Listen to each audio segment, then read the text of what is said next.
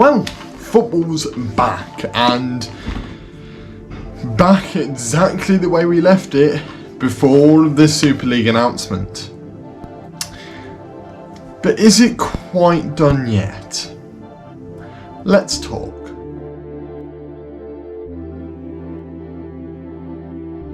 Right, so as many of you may know, the Super League was announced and I made a video on that. Hey, when was that? Monday. And yet I sit roughly 48 hours later telling you that it's no longer a thing. We've had all 6 Premier League clubs all pull out in the same evening. We also have had breaking news this morning of the other European clubs who also breaking out of it, which means that the Super League will not happen. It cannot happen without the big 6 in England. It can't. So because it can't happen, then surely that means that this is it. It's all over. It's all done. But it's not, is it? We still had 12 greedy owners. We had 12 owners that all decided the best thing for football was to change it completely, which none of us believed was the right decision. Obviously, that greed and all of that is something you can't really forgive people for, or at least you would struggle to. If someone went to nick all of your money, would you forgive them immediately? No, you wouldn't. They might have been a friend of yours beforehand, but because of their actions, you can't fully forgive them. And that's how I feel with the owners, and that's how many people online feel about these owners. These owners stood on their feet, didn't tell a single player, didn't tell a single manager, didn't tell many executives in the club, we are doing this, until it was confirmed. They found out the same time as us, which is wrong. You should at least tell your employees when you do, especially when your employees are the ones that are actually going to be playing the matches in these tournaments. Like, you nearly put their international careers at risk and you didn't even ask them about it. It's ridiculous, absolutely ridiculous. Multiple clubs put out statements over the last 24 hours. It started with Chelsea and Man City both pulling out. Rumours are that them two initially didn't really want to be in it, but because all the other teams joined, they didn't want to be left behind, and that's because the initial agreement was to have the Premier League carry on as it is. Just the difference is that they won't be qualifying for Champions League, they'll be automatically in this Super League. So basically, if Man City and Chelsea didn't join, those 4 clubs would have had more money and more star power, so they can go on and win the league. So Man City and Chelsea would never win the league again.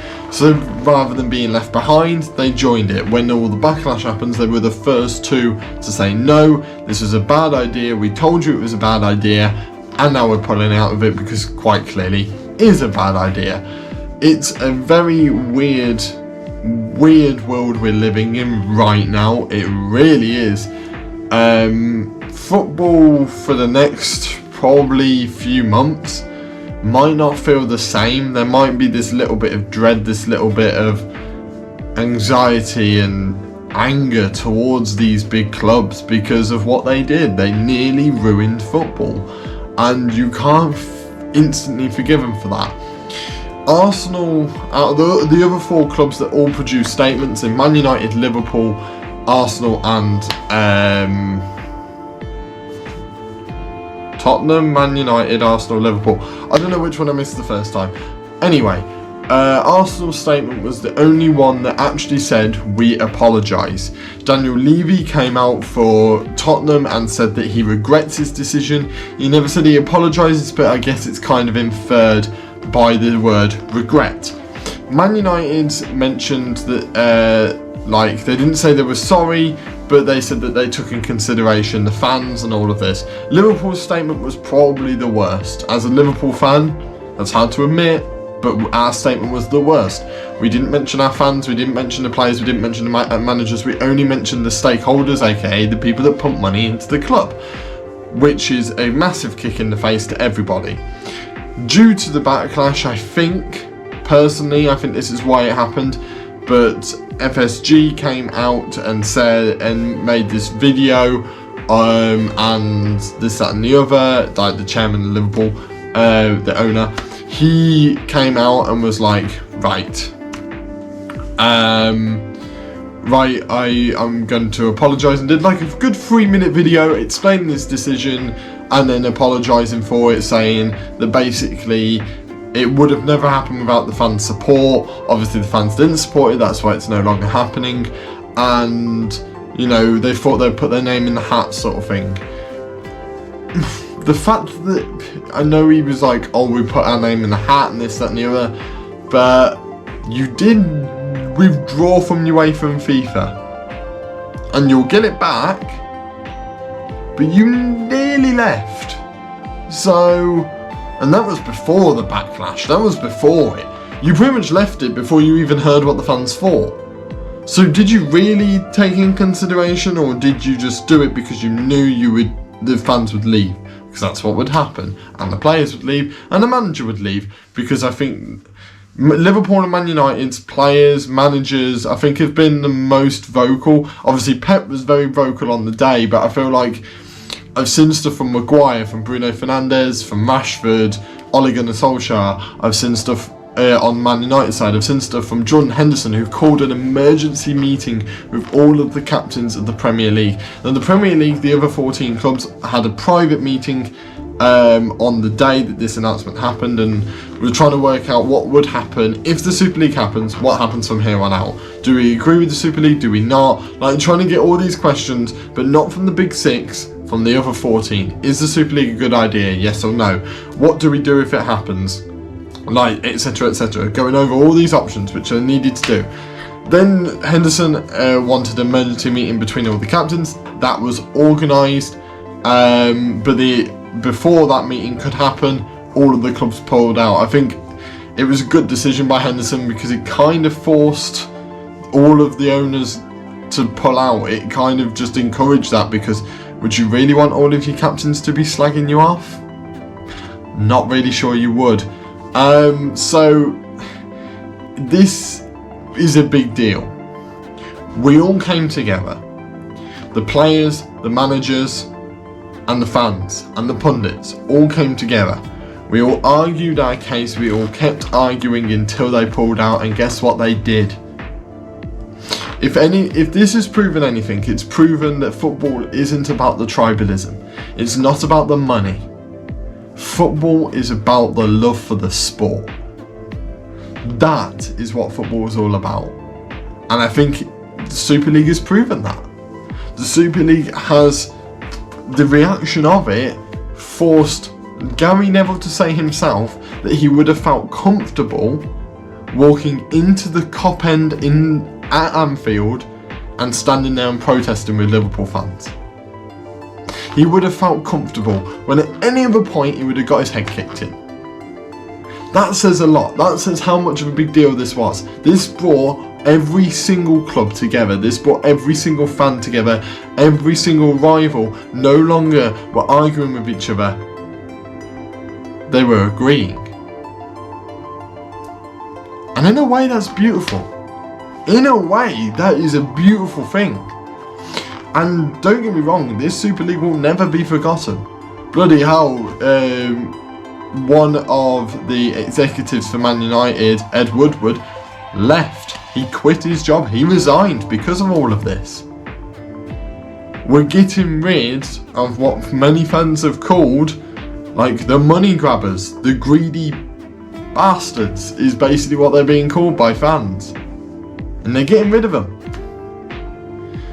There's a rumour going around that the owners of Man United, the Glazers, will be leaving as well. Will actually try and sell the club.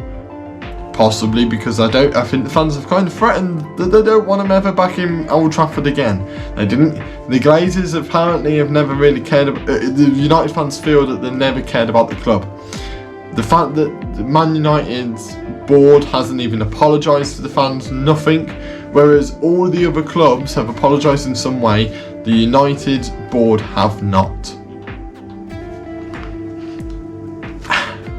And I feel bad for United fans, and that's coming from a Liverpool fan. I feel bad because and I've said this to multiple people, I would prefer to be rivaling with a club with owners and players and managers that care about that club.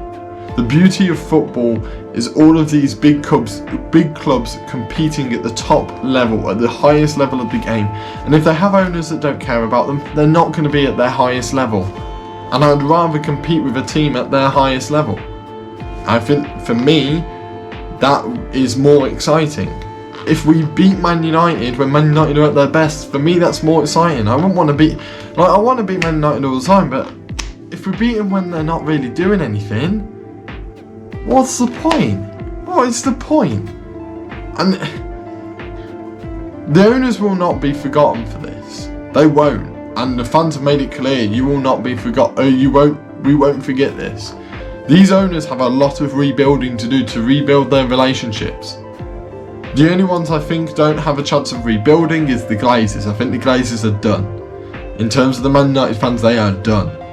The Liverpool owner, I think he can recover. If he pumps some money into the club and shows that he cares about the club, he can probably recover. It would take a couple of years, but he'll recover. Tottenham fans love their owner, so fair enough. And the Arsenal have been very quiet. Very quiet. I've never seen a club so quiet, but Arsenal are quite quiet. I mean, they were the only ones to apologise, but they've been quite quiet. I don't really know who the board is. Like, they're the only ones that I don't think I've had mentioned. And then City and Chelsea, the fact that they weren't really going to be involved anyway, and then they did, and then were the first ones to pull out. I mean,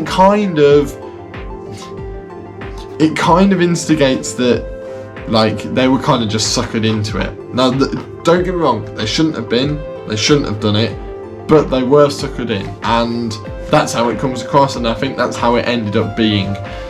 But I don't think these owners will ever be allowed to forget. The fans will not forget. They will keep talking about this, and I think that this could be a way to get some owners out of clubs. I feel like fans will use it as a way to get these owners out of these clubs, get these money grabbers away from football, because that's what's needed.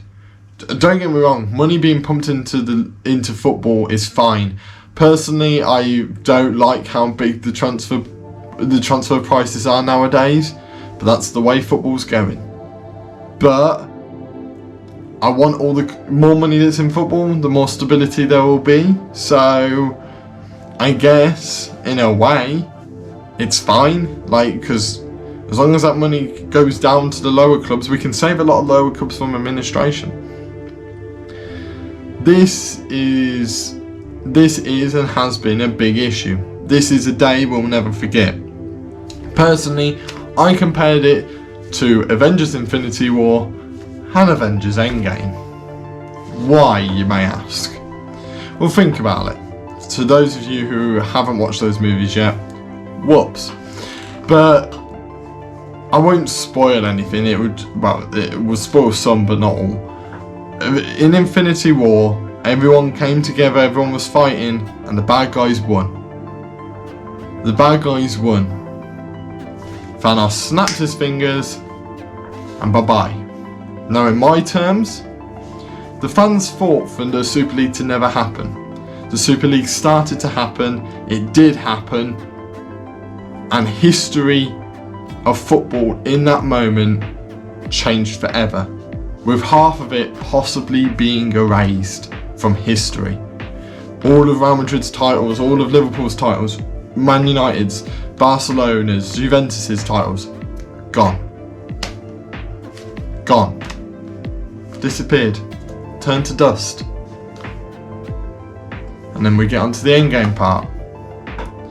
When all hope was lost and everyone agreed that all hope was lost, the fans were shouting and shouting, and bear in mind the fans have been shouting for a very long time for this not to happen. The pundits, the players and the managers joined. And they all came out of their portals and they all came together for one final stand. We all stood up, even the UK government stood up.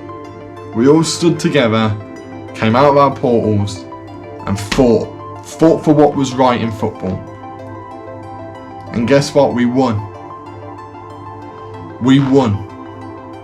They won the battle, we won the war. And that's how it comes across. And that's why I compared it to it. Because it's so poetic. That they thought they had won, they thought they outsmarted everyone. But the one thing you didn't take in consideration was the backlash you'd get. You didn't take into consideration, you took in consideration every legality. That's why when it happened, a bunch of lawyers came out and said there's almost nothing the UK government or the Premier League or UEFA can do. They've pretty much considered every legal bit. But they didn't consider the fans, did they? They didn't consider the players, they didn't consider the managers. They just thought everyone would accept it. They didn't consider for 1 second that we wouldn't. That we would stand up all together, arm in arm, no matter what club you supported, no matter how long you've liked football or what. We all came together and we all fought and we all won. And they didn't consider that, not for 1 second. And that's what made them lose. This is a lot more positive than my last video, I can tell you that now. I'm so glad it is. Because football is back. And once the dust settles, it will then be Euros time and we can enjoy the Euros. We can enjoy the entire experience and just enjoy football again. And thank God we can.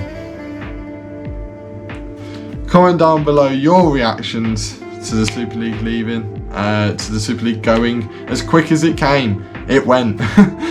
Just like that, poof, gone. Hit that like button if you like this video. It does help my videos out a lot. It not only helps the video out, the video you're liking, it helps, but it also helps every other video on the channel. If you're new here and you want to see more stuff, please hit that subscribe button. I've got a Football Manager video on the way, a draft mode video. It's a collaboration, my first ever one, so look forward to that. And if you're interested in that, hit that subscribe button so you do not miss it. And yeah, football's back. Enjoy, celebrate, and I shall see all of you in the next video. See ya.